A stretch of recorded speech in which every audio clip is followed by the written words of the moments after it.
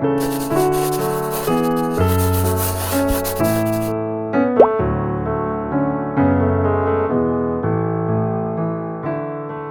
my children. Welcome to the Church of Pentan Podcast, the premier Battle Spirit Saga talk show available on all your favorite podcast platforms.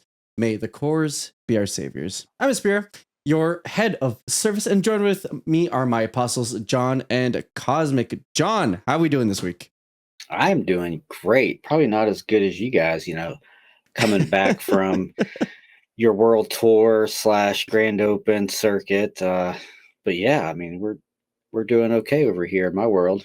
Yeah, of course. Very, very nice. And Cos, how are you recovering? I guess should be more my question. Yeah, it was a great trip, and I'm glad it held out till the end. But I got super sick like right when I got back, and took COVID tests and all that, and it wasn't COVID, thankfully, but just had a horrible cold, and then also came back to like $1,400 in van repairs. So it was a quick snap back to reality for me. I also got sick coming back from the Pro Tour, so for like the next week I had like the plague. So yeah, took a little bit of old Europe with you guys. Yeah.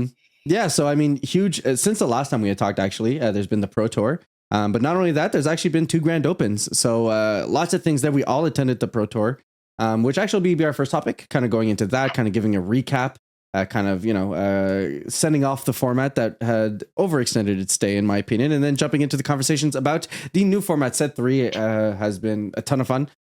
With that, we've had the Netherlands go as well as the Pasadena go, and then Liverpool coming up this week as well. So lots of Grand Open action happening before kind of a lull, and then we go into the second half of season 3 where everything closes off between Atlanta, the Pro Tour, and World. So that's where we're going to jump to, and we'll actually have a brand new game show.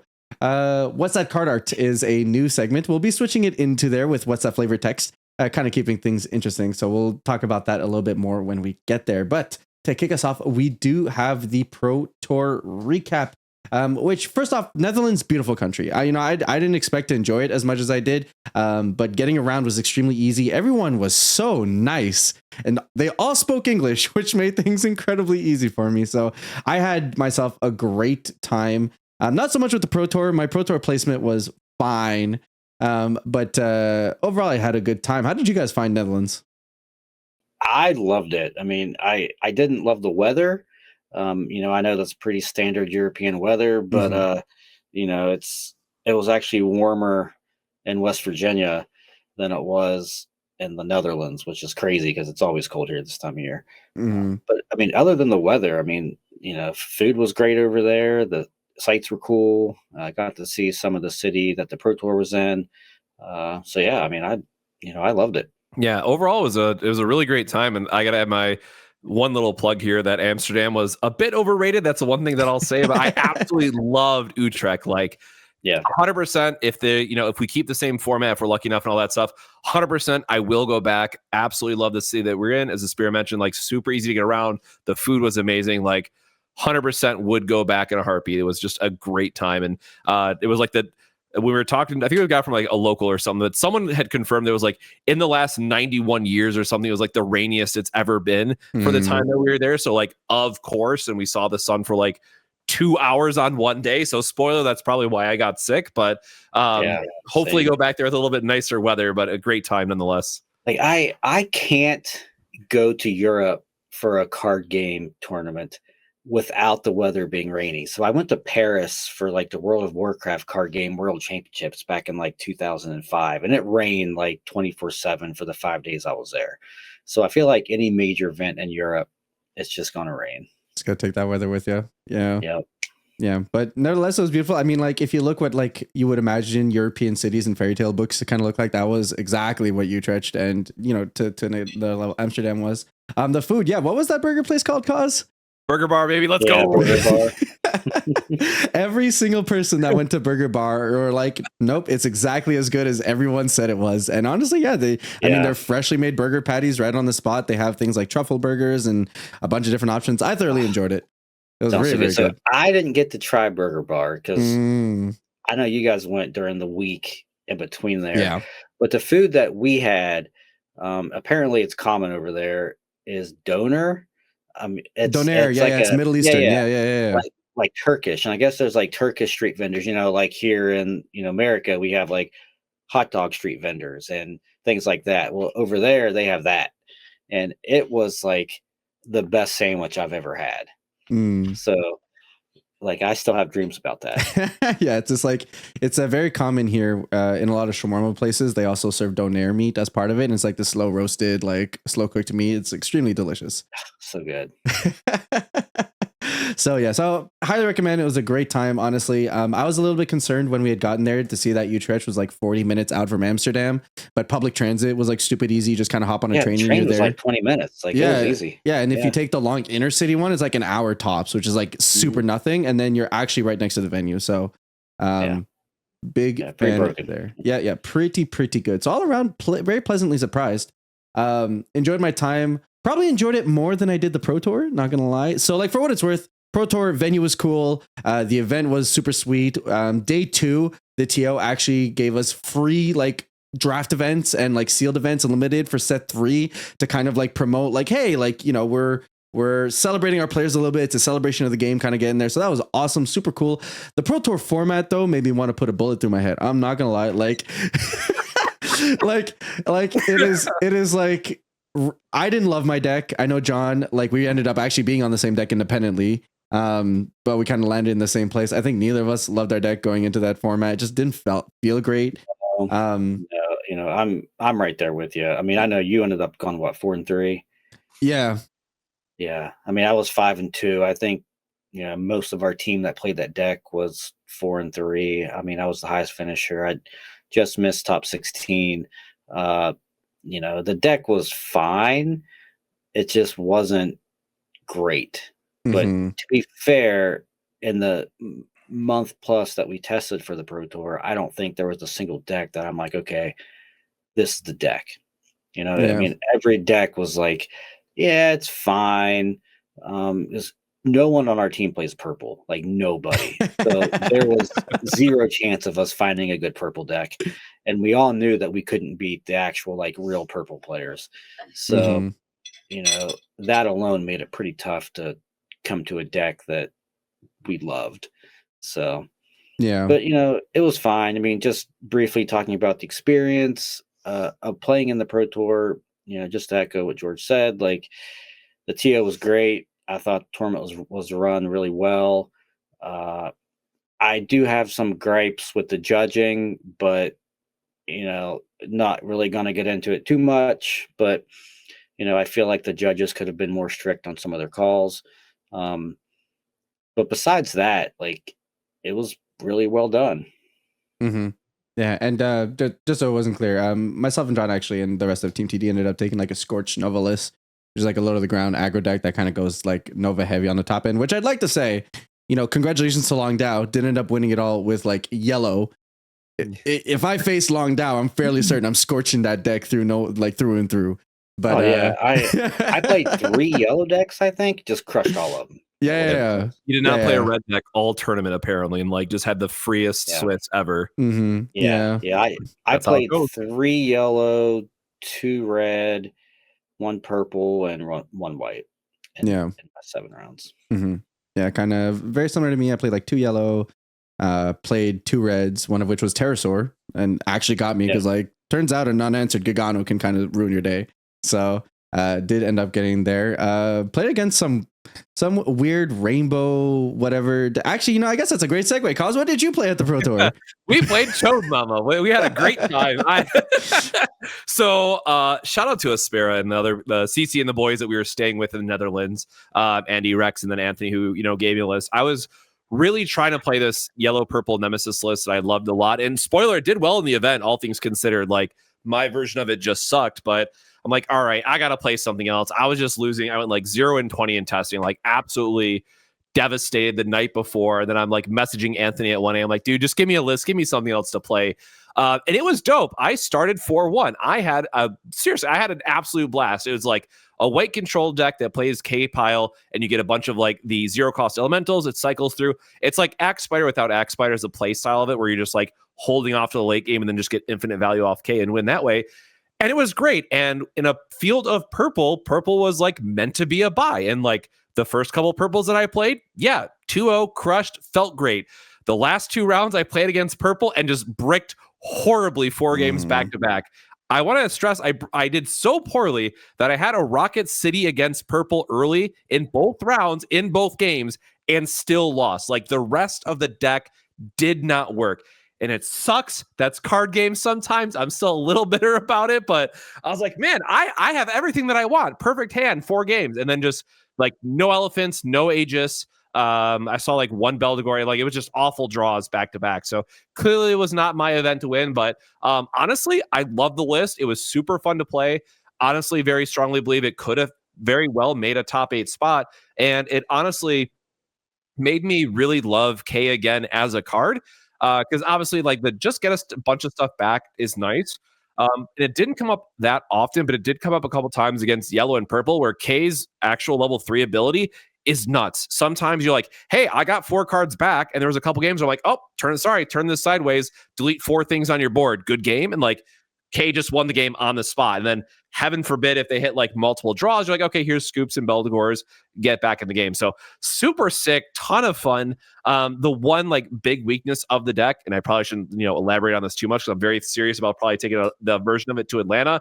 It's like just don't kill their elephant, and it's going to be a lot harder for them to like play the game that they want to play the game. But 100% love the list. I have a new 6-color pile, literally 6-color K list I'll be featuring on the channel soon. It was super fun to play. And I'm very seriously considering it for Atlanta because it's super fun. Yeah, I mean, Anthony's deck was, really good. I mean, that's the version that you played, I assume. But one of my losses was actually to Andy, round 2. I think it was, and it's a tough matchup for Red as well. I mean, it's hard to get through. I mean, game 1 took forever. He ended up beating me. Game 2, I killed him like turn 3 just randomly, and then game 3, I put him to 1 on like turn 3, and he played Aegis, and I couldn't break through anymore. But the deck is like really good. I think it's not as good right now as it was for the Pro Tour, given the format shifted a bit, but it's still, still a pretty solid deck, I think. Yeah, the list has changed a ton, but it's still like spoiler, Elephant and Aegis are good. You only need 1 Nexus to bring them online, and then you just play 38 other cards or whatever that math works out to. But right. Yeah, it is a very fun list. The biggest other downside, as John just kind of pointed out, like you have to play super fast because the deck, while it's good at holding off, it doesn't have the same like pure game ending potential as if you just played like Derm Dyna, right? Because you have the unblockable. It's like, okay, ice shield, game over. So that is like the biggest issue I've had so far in testing this new version, that game 1s are very often like 30 minutes, even if you're playing fast. I'm like, all right, I got to figure out how else I can adjust this. But again, love K, love the waifus. It was a very fun pick for the event. Yeah. Yeah. So, and like my 1-minute grievance, just real quick, like it is midnight the day before the event. Cause is like, I can't win with this yellow purple deck. I'm like, all right, then you know what? How about we just roll a dice? Or like the fun game we were thinking of is we put 1 of each colored key spirit into a pile, shuffle, make Cause just top deck it, and then whatever that is lands on. I'm like, all right, you know what? How about K? Because I knew Anthony at that point was taking the K deck. I'm like, how about you just play a mommy deck? And like, that's all he needed to know. Now, for those who don't know, this deck was built to hard counter Red. Like pretty egregiously if Red isn't able to kill you quick enough. And then Cosmic ends up being my round 1 opponent. So my round 1 opponent ends up being the guy who I put on the deck that beats mine. So, that lent itself for a very fun time. And I'm still a little salty that they didn't put us on stream, because I think that was a star-stricken point to get us together. And then in day 2, when we're getting our sealed decks ready, we're facing each other again. Now, thankfully, that was only to actually do the sealed like deck construction part of it. But it's kind of funny how those things pairings are rigged, I swear. Like, okay, so tell me about 100%. Oh, I played against Ryan Valentino 5 times in the 4 events that we've played together. I mean, no one in this game has played someone 5 times except for me and him. It's nuts. And I played more Americans than I did Europeans. So so just a small gripe. I know George just mentioned, his small gripe. Like this ties into what you said, I think, but then we got off track. But I feel like that they should. Oh, you mentioned feature matches. I feel like they need to do a better job of choosing feature matches. I think sometimes they get super lazy and they just pick like table 1 and go on with it.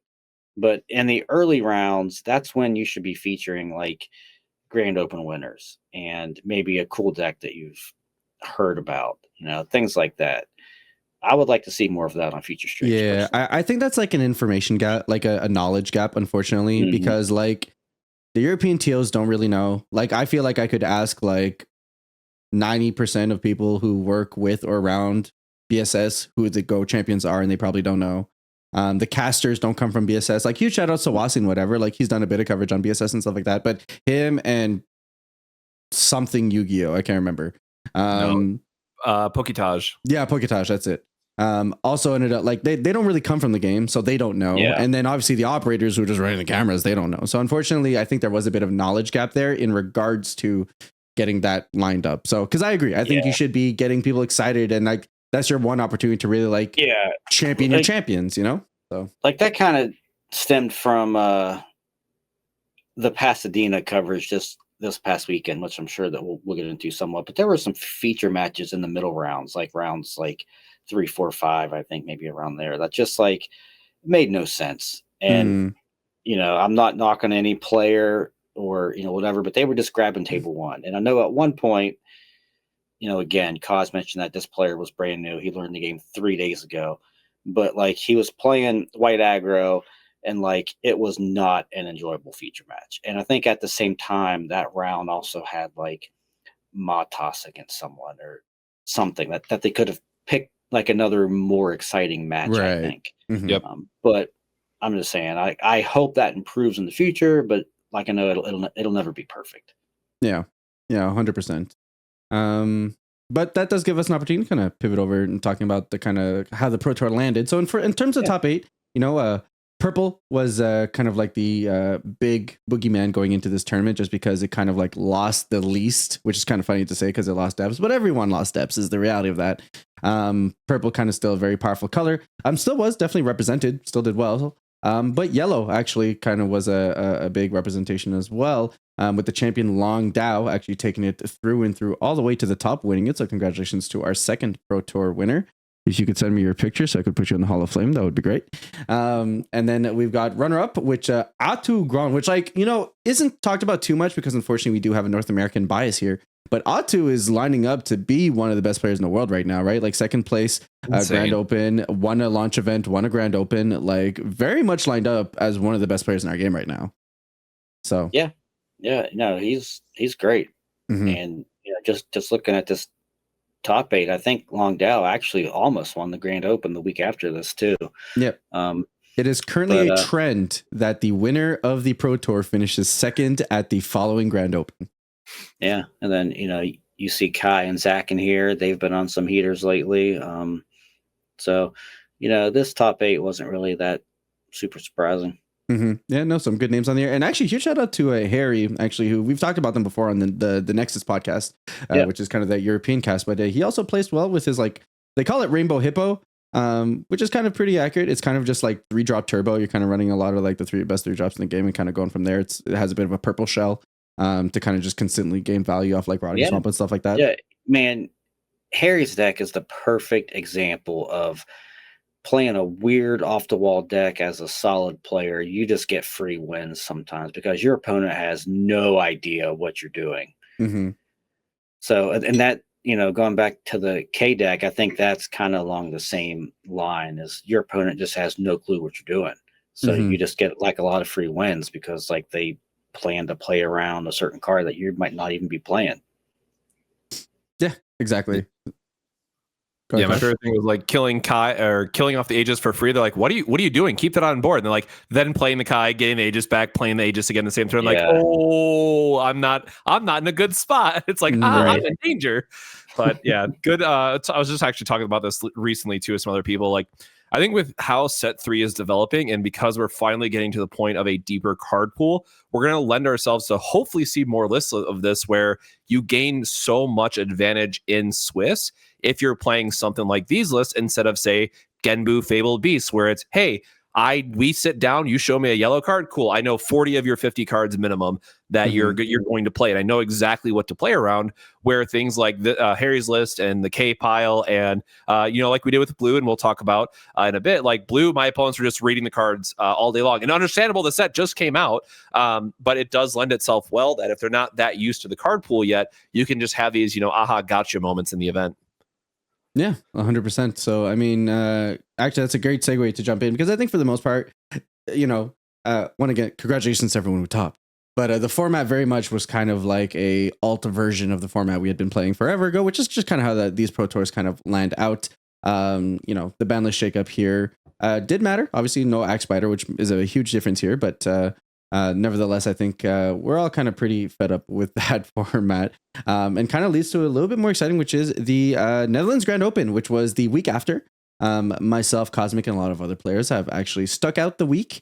Unfortunately, John is an adult and wasn't able to join us as well. But actually saw a lot of interesting things here. So leading up to the Pro Tour, a certain Alex Blandon made a post hailing the end of times.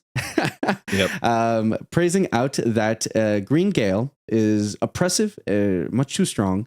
And I think sentiment about that has changed a little bit. Based on the Grand Open finish, that's not exactly how that played out. But nevertheless, I think we can kind of land on that the strategies can lend themselves to being really unfun. The biggest thing being that Highlands as a card allows you to ramp with Gale. You stack multiple of them. At that point, the game seems untenable, especially when you tie it with a 10 drop that can kind of OTK you out of nowhere, right? If you don't respect Feng Huang, cards attack in, they're exhausted, and then your opponent can kind of go in there with Feng Huang, OTK you, and then kind of game's over. In general, I wasn't sold that nothing could beat Gale. And I think at this point, we've kind of all landed that you can beat Gale. You just need to very heavily respect it. I still think it lends itself to be in a position where the unfun game states it can create probably lend itself to being answered in some way, shape, or form. I think a lot of players feel the sentiment from like Zach Bell to a bunch of other players, but it is much more tenable than initially thought. So with that in mind, we have the Utrecht Grand Open, which actually featured a hell of a lot of yellow. Just for context, there were more yellow decks than there were green decks. Out of the 51 players that played, 30 of them took yellow. So a lot. And then there was something about some 15 odd Gale decks, and then a smattering of decks after that. So I guess I'll open up the kind of room to you guys. Is this kind of a situation where people are still figuring out the Gale deck? Obviously, we'll have more data as we jump into the Pasadena Grand Open. Do you guys see it as an issue, or is it just kind of like, hey, there's this unfun combo in the game. Sometimes games just have unfun combos. Just plan around and you should be okay. Like, how do you guys feel about Green Gale? So Alex's post, I think, was a little bit premature. But that being said, I think that he made a lot of good points, and I think most of what he said is pretty valid. I'm of the belief that Highlands is definitely a problem card. I don't know if it should be banned right now, but it does create a weird metagame where it's a little, it can become stale very quickly. Currently, we have some decks that can kind of interact with it, right? Mm-hmm. But I think maybe after people test the Gale deck more for this next, almost 2 months until the Pro Tour or until Worlds, maybe someone can find a Gale deck that borderlines unbeatable. But the fact of the matter is that Gale is a pretty problematic deck. Feng Huang is obviously insane. Highlands is obviously insane.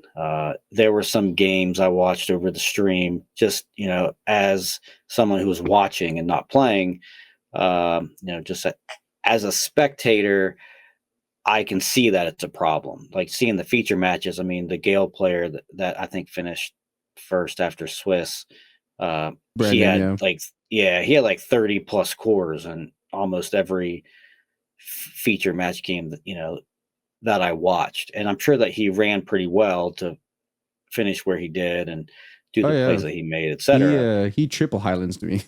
Yeah, but it's just so you see right there that the deck's a problem.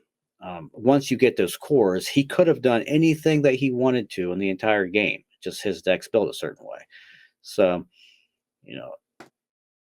and again, I think Alex was premature, but in closing, I think that it definitely needs watched very closely. Yeah. How do you feel about it, But Klaus? I mean, just in closing, last point, I am very surprised to see this many yellow decks. This was the first Grand Open with the release. I thought maybe they'd be more like jank, whatever, people playing new things. I think a lot of this is just because the Americans were like, screw it, we're just playing yellow. But, I was pretty surprised by this as a spectator. Yeah, that's a good jumping in point for me because I am absolutely not surprised in the slightest because Yellow has done pretty poorly all season 2, things to be considered, and it had just won the Pro Tour in the most grand celebration of ways possible. So there's certainly one side of it that's, hey, here's this revitalization of Yellow. We can finally play this color again. It has some good stuff, and then it got a very obvious good card in Genbu. And then on top of that, we did have kind of that inner player, deck breeding that is just like, hey, we're going to take 20 people or however many, the TD plus international crew had. I think they had like 12 or 15 people, whatever. They're like, all right, here's a list. We're all going to play it. And just to put it bluntly, we know that they were some of the best players in the room. So not shocking at all that they would all take this deck and all perform very well with it. So at least for Netherlands, I am not surprised at all in how those 2 weeks have gone. However, I think the surprising point then shifts to, where are we at with Gale? Because as we've mentioned, Blandon made his post. It was tier 0, the end of times. And to be blunt about it, it has just strictly failed to perform with the results that we have. Just with going into the Utrecht one, a lot of people just didn't want to play the mirror. Understandable. But then looking at both Brisbane and Pasadena, it just wasn't there, all things considered. Now, there is also the understanding that Gale itself, as we think about the Nexus and Highlands, is a problem. I am on the record in multiple cases, and I will continue to die on this hill, is that Green does need to have a good playable Nexus, and the level 2 part of Highlands is actually super interesting in a very well-designed space that would be absolutely crushing if Green lost it. And I would go as so far to say it would be worse for the game if they lost it. That said, Hurricane Highlands absolutely needs to eat an errata. Green as a color will always be I'm going to end the game with 60 cores and there's nothing you can do about it, but they shouldn't have the relative ease that they currently do with Highlands, especially stacking in multiples, to just go, all right, turn 5, I have 60 cores, and now I can do whatever. So me personally, I would love to see, and I don't know which of the two is better because I have not played Gale that much to have a qualified opinion on it, but it very much needs to be once per turn, and it's either going to be exhaust, you play a Gale guy, you get 1 core, or exhaust, you get the Gale amount for whatever it is. So if you still get to go into the 10 drop, yes, you still get to ramp 3 cores, but you had a much harder time to ramp up to that point other than the high rolls that we've seen. That's one side of the issue, and then the other part is, of course, the new 10 drop. So Battle Spirits as a game is meant to be played at what that 10 drop is. That said, the rest of the colors need to catch up, but I'm quite confident that we're going to see this in set 4 because we are finally going to get double symbol spirits, which just by nature of that is going to be a power creep in itself. So I'm excited that we have the Heavenly Emperor Frank Huang here, getting us that first real introduction of saying like, hey, no, this is a key spirit. This is what it's going to be doing. And it feels a lot like how Nova felt initially in set 1, where it's like you slam that key spirit, you heal up to 5, you board wipe your opponent. Like that's battle spirits at the end of the day. I am fully expecting more key spirits like this. But again, we need to address the Hurricane Highlands side of it. And we do need to see the other colors getting like their equal boss monsters. Because let's face it, we got Feng Huang in one set and then we got Scotty. And it's like, this doesn't line up how it should just yet. So fingers my biggest issue with Highlands is what you just said, actually. Like it really needs to eat an errata because what you can do is very unfair by gaining like with one Highlands, you can very easily, and I see it all the time, is you gain 7 cores in one turn just by playing, 5-drop Tokiwa. And then for like, basically the way that the turn sequencing goes is you can start the turn with just like an Emerald Sanctuary plus one other green card, basically, right? So maybe you played the 5-drop Plant Mommy to ramp like 2 cores. Okay. So you start your turn, you pay 2 to play Highlands. So you already can't interact with it. And then you pay 2 to play Tokiwa, put 3 cores on it, ramp 2. Then you pay 3, just sack off your Tokiwa. Who cares? Play Jaeger, gain 2. And then by then you have 4 permanents to play. You can play the 10-drop for 6 because you've already ramped so many this turn. Then you ramp 3 more. Like, it's no effort whatsoever, and you just get plus 7 cores. If you have a second Highlands, maybe had a faster start with ramp and have a second Highlands, you gain 14 cores in one turn at least, and the game is immediately over. So I'm all about green having a very powerful Nexus. I agree. I think it's needed, but it doesn't have to be like an 11 out of 10 brokenness. They have to do something to it. Yeah. And for what it's worth, like I like Alex's take, which is like he's okay with the way the 10-drop works, because if you're paying 10 for a spirit, it should end the game, right? Like at that kind of cost, they should be game enders. I am fine with that card. What I want green to be is just a very good ramp deck that has a very good finisher. That's perfectly fine with me. Yeah. The issues definitely arise when my finisher line ends up with me going from nothing on board to 5 bodies on board, one of which is at max level of 6 total cores, which is not nothing, and still being able to OTK all within that establishment. So yeah, and it just makes like the Dream Bomb answer so much worse, right? It's like, okay, well, I'll just Dream Bomb it. It's like, okay, well, I'll just gain 3 to 6 more cores next turn, like whatever. The other side of it, I want to make sure is not missed, right? We also have to look at this from a engine package and what it means on future set design, right? Because you get to a point where it's like you play 4 Hurricane Highlands, you play 4 Toki, you play 3 of Fang just because it's an insane ender, and now you have Beldegor loops, and like that's all you need. And then eventually you get to a point where I am ramping all these cores in like my 12-card engine, and then every other deck warps himself, and we haven't seen it yet, and there's not to say that we won't eventually get there. But in set 4 or set 5, now every deck is starting their list with, hey, here's my 12 Gale cards, so I can ramp a bunch of cores to then get to X, Y, or Z. So I think it's definitely a limiting from a design space in that regard too that needs to be watched, where if you put it to just 1 core a turn, it's much more fair. And by the time we get to set 4 and set 5, we are going to see more of these like linear strategies come online with getting your own color reductions on board versus just ramping X amount of cores and doing, elephants, Fang Huangs, whatever your top end wants to look like at that point.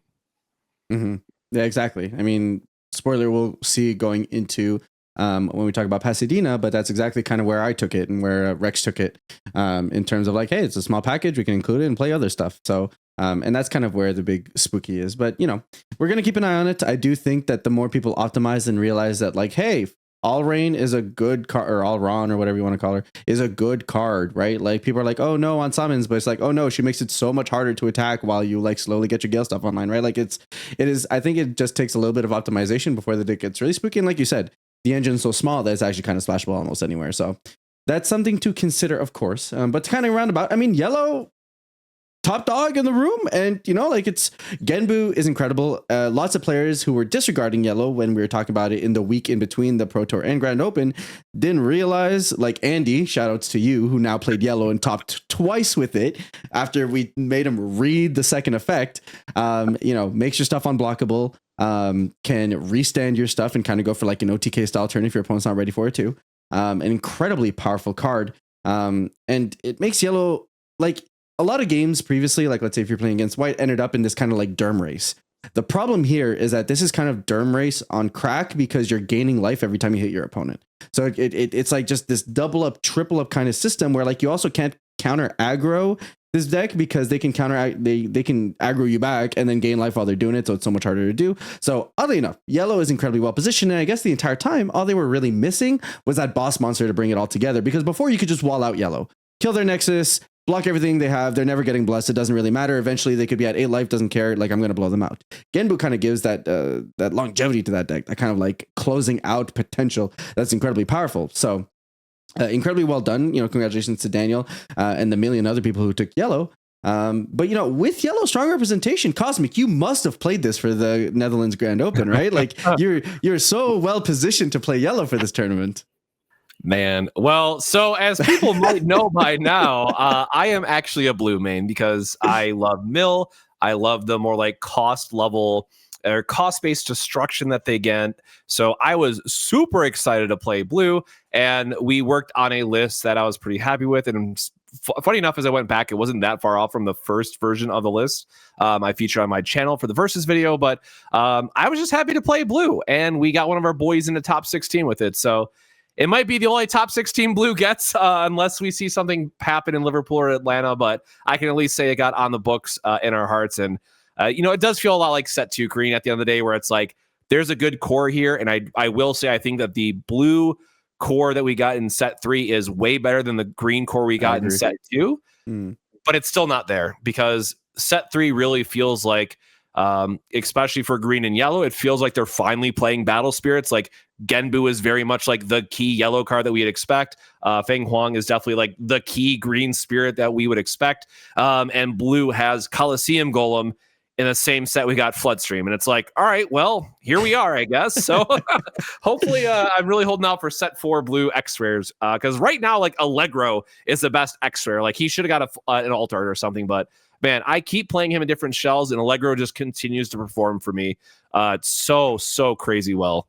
Yeah, I totally agree. Like he's my favorite blue card, like not even close. Every time I play him, I'm like, this card's so busted. But it's there needs to be a home for him, and I like you, I'm very excited for set 4 because like I just want to jam this card in every single deck. Mm-hmm. Yeah. So for what's worth, Cause, myself, and Rex ended up landing on blue for the Grand Open, and Rex actually landed on the top 16 finish.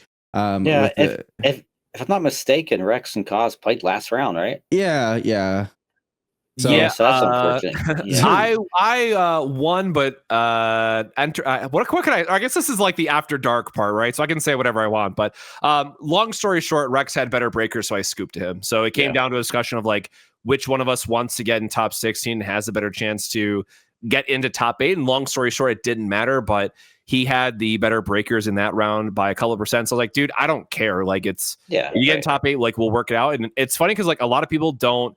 I actually got a lot of shit for saying like, hey, we got somebody in top 16. And then like my official record is 3-3 because people don't understand scooping to your teammate who has a better chance at top 8. So that was a fun little bit of a back and forth with a couple people. But again, we've luckily in that sense got paired up in the last round. So it was an easy last round decision. But the list was super fun. I again want to say that with it being more of a known thing and with Floodstream being popular, it's going to hurt to try to play it. But blue really needs, and as funny as this is to say, but blue needs a better Nexus in set 4. Just something to bring on the card advantage side of it. And I know that blue lives and dies by filtering. That's like their key identity.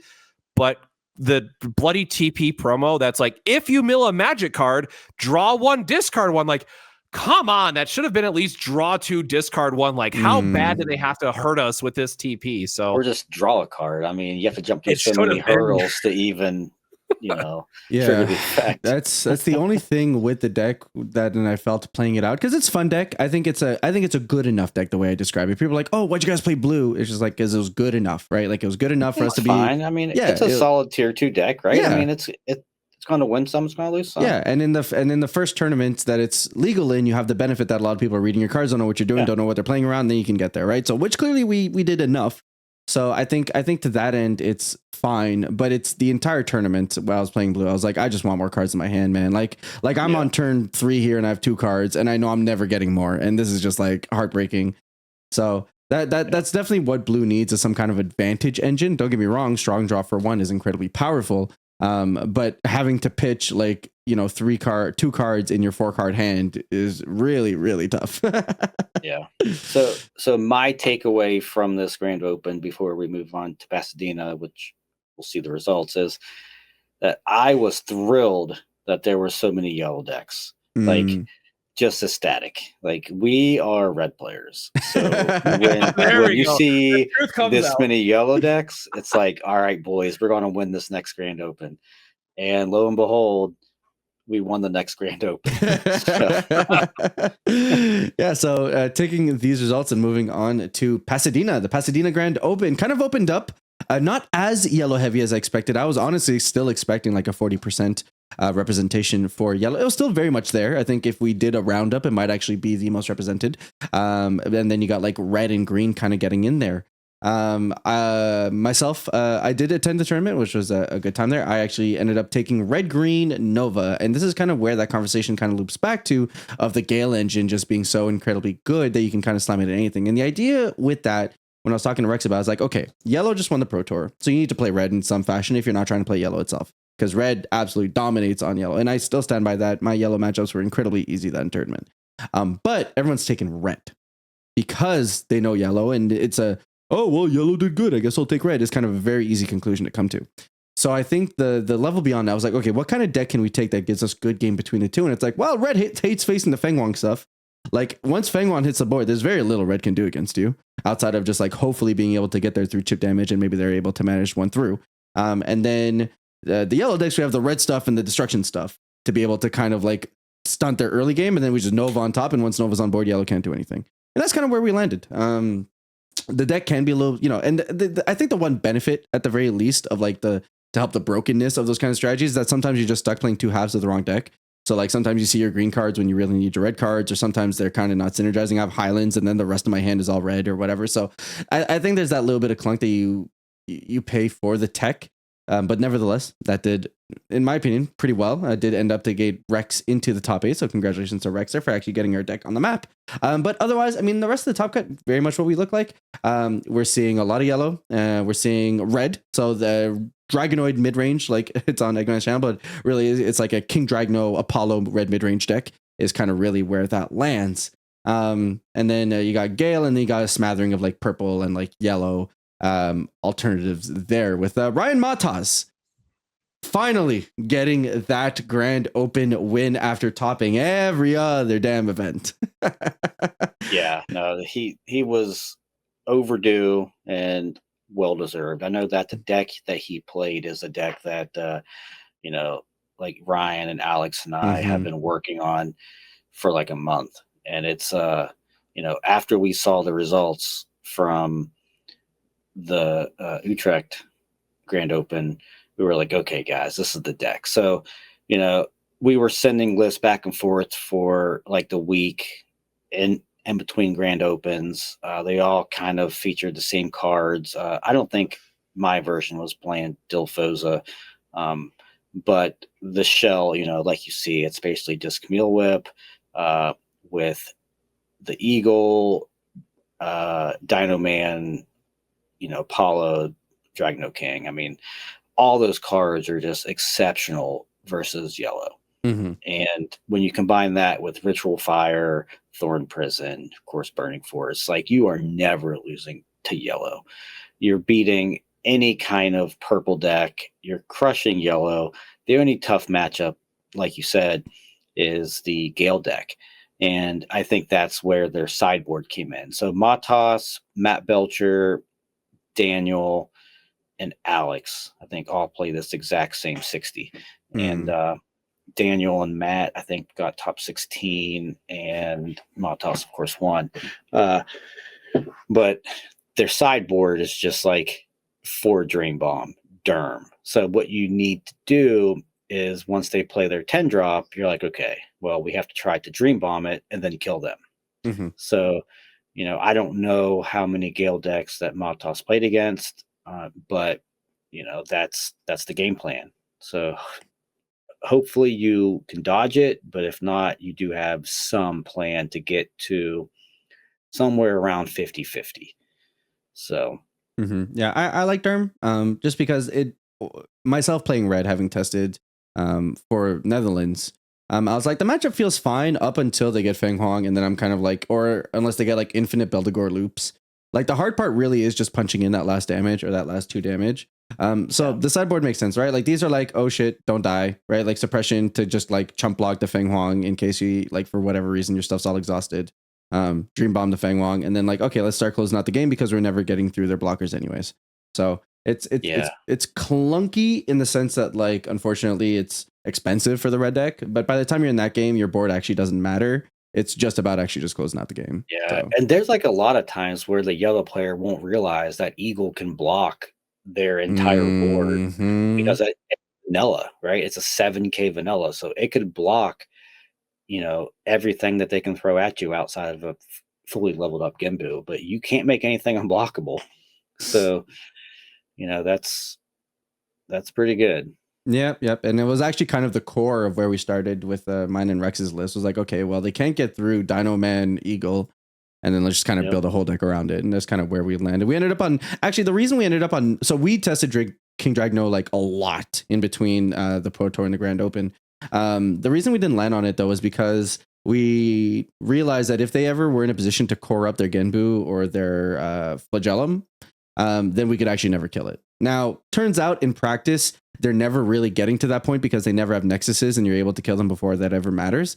But nevertheless was one of my concerns, which is why we kind of pivoted over to the Nova stuff. But I mean, I love King Dragno. I love that he's seeing representation again. He has this really cool usage where because you're turn player, if you do end up killing something with the Soul Core and like it's like a Beldegor target or whatever, you can force them to Beldegor first and then kill the Beldegor anyway, so you can still kind of punch through.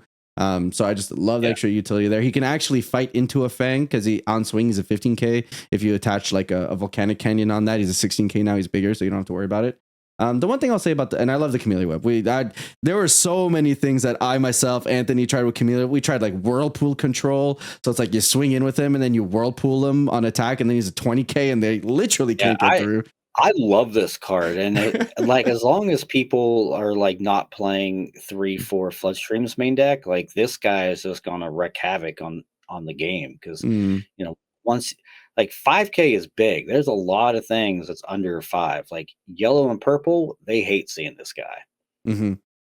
Yeah, so like purple can't do anything once he's in play. If you can't Beldegor him, you're not doing damage. Yeah. If they don't have the spot removal for them, they're actually just not attacking into you. So, the only thing that I will say, this card's a trap. The best feature of this card is that it is a reduction.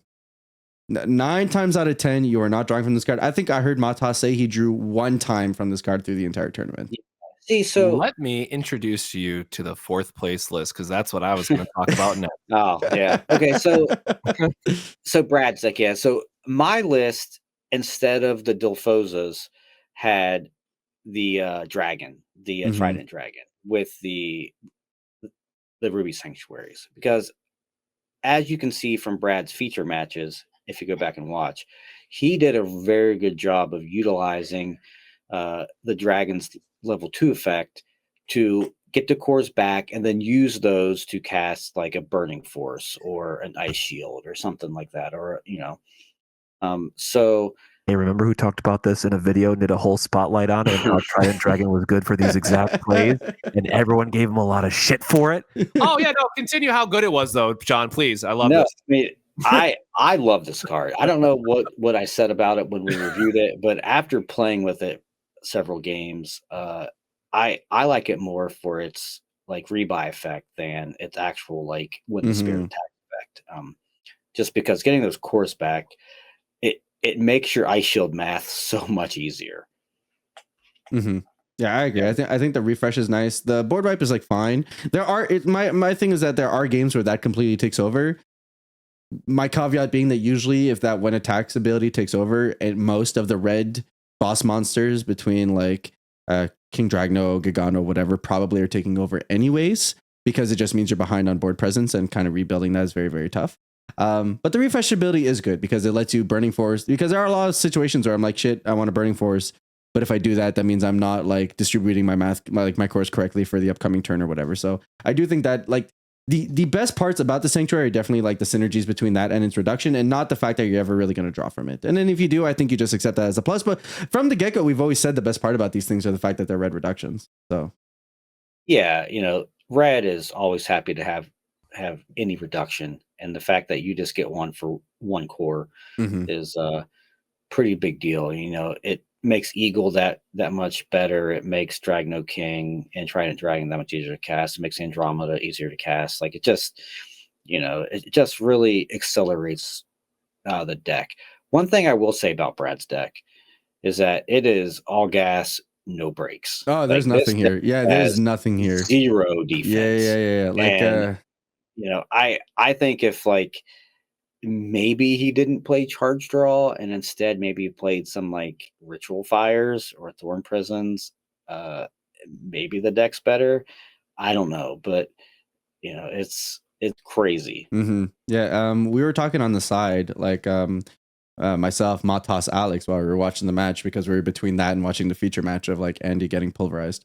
And something we had noticed when we were talking about like Matas's board positions every time was like, Matas can just go in because there's like no defense on his side, right? Like, what this works really well if your opponent doesn't know you're not on any defense, because Lord knows the amount of times I've respected my opponent's defense and maybe they were bluffing or they didn't have it, which is like fine, right? Like, it's better. I'd rather play a little bit more held back and not just get like completely stomped by some removal or whatever interaction. But like, when you know your opponent has zero interaction, the amount of greediness you can play in like a top cut position is just a whole different level. When you see Ant-Man in particular, like, you're always going to play around Thorn Prison when you can. Every time. Right? Yeah. So, you know, if you have a chance to play around it, you're going to. So, you know, I assume he just got a lot of people like that. And then once you get into the top 8, you know, like you said, and you see these lists, you're like, oh, okay, well, you're not playing Thorn Prison. So now I can just go in all the time, and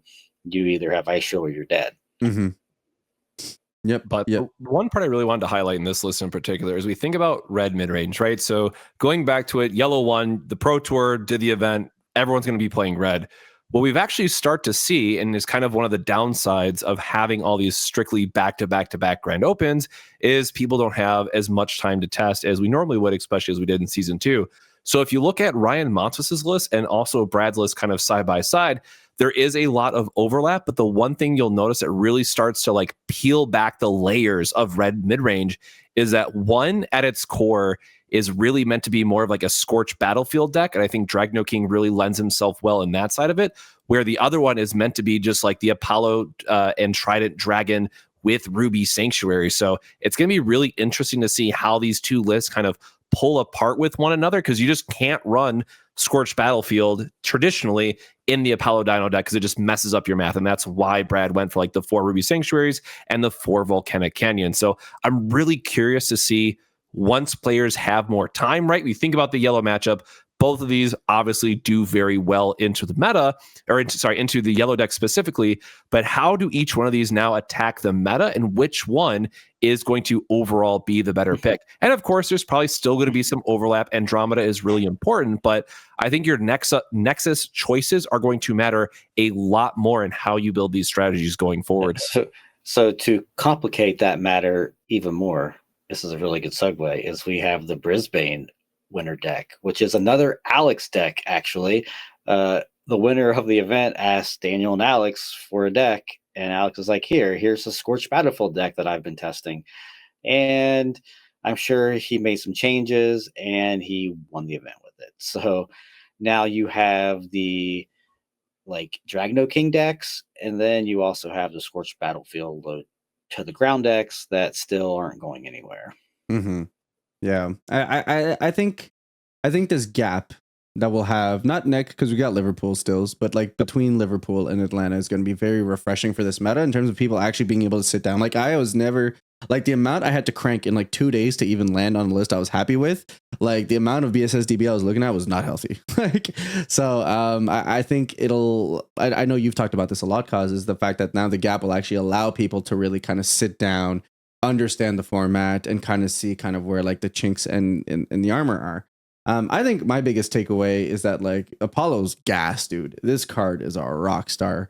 It's the only thing that makes me sad is like, man, the list that run like Apollo would love Scorched if the plus a bit, like if the BP adding ability was optional. Like, I think you can get away with one on board because most of the things you want to hit actually hit just about 6K level 2 Genbus and stuff like that. Like they're at 6K, which is like just about where you want to be. But you can't run in multiples or whatever. So I think it's kind of interesting now that like we're at a point where we have enough cards in color pools that we need to make some concessions in deck building, right? And like that's kind of gets interesting where I get to make those decisions. I get to see like the pros and cons of running like Apollo versus running something else. Whereas like, here we see the one Scourge Battlefield, right? Like maybe that's kind of where that deck needs to land. So I'm very excited to kind of see kind of how we evolve in the deck building spectrum as we go into the second half of the year. It's the same card pool, but I think we now have enough depth almost everywhere besides the 2 new colors that we got. But, we'll see how those can roll in to kind of make some interesting decision going into the second half of the year. So, or the second half of the season. That's my big thing is like set 3 finally feels like we have enough cards for the original 4 colors to really have multiple things shine through for them. It's just going to come down to now player preference and what you think the right meta call is ultimately going to be, because now Battle Spirits is getting to be Battle Spirits and kind of very in the same vein of Pokemon and Flesh and Blood, that yes, there is going to be I have to plan for the meta and I have to take a guess at what I think is going to be the decks that I want to target. And sometimes you're just going to make a wrong meta call, and that is what it is. But when these events are this back to back, I think red was like the safest call that you could have possibly made all year long. And it clearly worked out very well. But for Atlanta, it's going to be an open field again because there's going to be like a 3-week gap or something, however, a long time. Yeah, 3 weeks. Yeah. So here's my prediction, and we'll see how close I am here in a month. We can talk about it. So I predict that Gale will dominate and easily win this next European Grand Open. Probably next week? Is that when it is? Yeah, this week. So all these Gale players are seeing all these red decks, and they're doing the same things that all the red players were doing when they saw all the yellow decks. So they're like, oh man, all these red decks, let's play Gale. So, and then what's going to happen is people are going to be like, see, I told you Gale's broken. And then we'll come around to Atlanta and people will play like purple to try to beat Gale. And then maybe people will play red again. I don't know. Maybe that's healthy. Maybe that's what an evolving metagame is. I don't know. But, that's, mark my words, that's going to happen. Yeah, kind of gives similar veins of like the set 1 meta where we went from launch to like the first 2 Grand Opens, and then kind of how like things shifted and then hot from there. And if anything, kind of keeps me excited for like when green and blue have a depth of card pool where it really feels like every color can kind of throw in there and kind of throw in their 2 cents. So I love this. I mean, I love preparing for. I think the benefit now is that at least we have like somewhere to kind of gauge how we want to tackle the meta. Whereas going into the first Grand Open, it's completely blind and just like hopefully you figure out something, and then just so happens that everyone kind of figured out the same thing. Which anecdote, our team also figured out yellow was nuts, and we were actually in between blue and yellow. We were just we just kind of decided on blue because we wanted to be the guys who take the new color, and we thought mill was a ton of fun. But if it weren't for the blue deck, we were also going to be on yellow. So. I think I'm looking forward to kind of seeing where people land within the next 3 weeks. And yeah, I mean, at the very least, we understand what things look like and kind of how we can take things further beyond that afterwards. So, alrighty then. With that said, we'll go ahead and kick off our new segment today. So we actually have a new game segment that I want to give a go at. And this is something that we actually landed on when I was talking with people over at the Pro Tour. Was the fact that we had noticed that like people really aren't great with the names of cards in our game. And that's because they're way too long and way too bothersome. And almost everyone I know just goes by card art plus some whatever. Axe Spider. Did you know that there was like a D08 whatever before Axe Spider? I sure as heck completely forgot. So with that said, I'm going to be showing our apostles a card art. And then it is their job to try and figure out what the entirety of that card's name is. I will give both players an opportunity to guess or write. How do you guys want about it? Does it make sense to write it out since you might be guessing at the same time or helping out? You know what?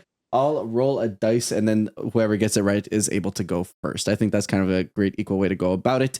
First player gets the first shot. Second player gets a bit of a hint based on what the first player says. But that's it. Are you guys on board with the game? All right. Yep. We will do our best. So odds. So on odds, Cods goes first. On evens, I get to guess first. All right, sounds good. I have a dice right here, and we're gonna roll. And I landed on a 1. Sure. So that gives our boy Cosmic here the first go. All right. Then Cosmic, please, what is the name of this card? Oh my god. God. This is an insult that I'm not going to get it. But it's God, man. Calamity Beast Pegasus is some along those lines. I don't. That's definitely not right, but I definitely forget now. So you're going with Calamity Beast Pegasus? Yeah. All right, that is incorrect. So John. So that's very close. I do believe it is Calamity Beast Pegasaurus. So close. You're also wrong. The name of this card is Calamity Beast Chaos Pegasaurus. Oh my god, forgot Chaos. It's the four names again. Oh no. And that is the big thing with Battle Spirits names. Just when you think you know the name, there's an additional one in there. So funny enough, I knew that it was Pegasaurus. I didn't know Calamity Beast. So after it cost like Calamity Beast, I'm like, all right, thank you. Yeah, I know that part. I only knew Pegasaurus. That's all I knew. As soon as I said Pegasus, I'm like, wait, no. But I didn't remember that it was Soros instead. But first off, I knew it was something else. I didn't know what that something else was. I did know it was Pegasaurus. I would have never guessed Chaos. I would have never guessed for whatever reason this card, this unicorn with wings and whatever, has like Chaos in its name. This has never been in any of my decks. So like I would have never have gotten it anyway. It's been played on me one time ever, and that was in Palm Springs. So. Yeah, so that is our card for this week. The flavor text game will not go anywhere. I think we'll just interchange the two games kind of as we see fit to kind of keep things fresh and exciting. I think it's a fun way, because even I was sitting there when we had talked about it, when I've talked about it with players, I'm like, wow, I really don't know card names. I just know their art, and that's all it is. And like whatever either real name or made up name myself and people from the community come up with. So Richard is still the best Star Dragon. With that said, we're kind of close off, looking ahead. So we had, talked about kind of like Atlanta, PT, and Worlds. And the second half of this format has a lot of deep significance for the fact that it is the same format we're going to play at Worlds.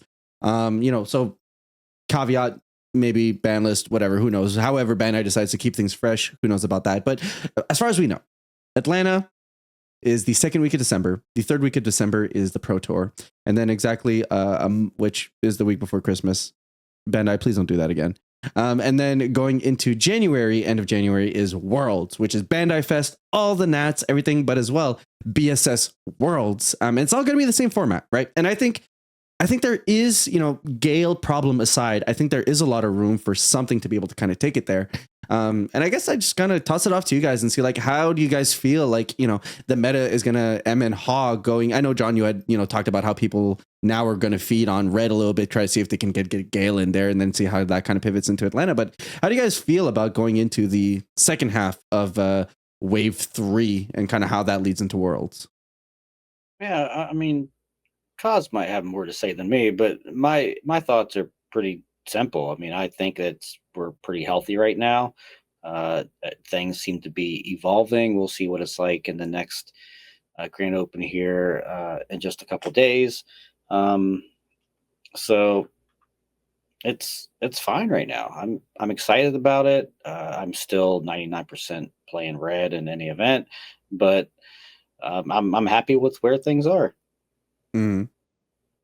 Yeah, I'll just add on that set 3 has been a lot of fun. It's really nice to go back and kind of revisit some cards that didn't get to see a lot of love in even set 1 or set 2 that are now coming back and having some additional shells worth of support. So, by the time we get to Worlds, I think we will be kind of a little bit tired of the format unless there is a ban list or something, just because a lot of us will be naturally testing or doing content and, playing as much as we can. But this does give me a lot of hope for set 4 for how good, even green now, I think it is in a fine spot. So thinking that how good set 3 is for 5 of the 6 colors, I will say. And then set 4 is right around the corner. We're finally have that first set that's, equal support across the board.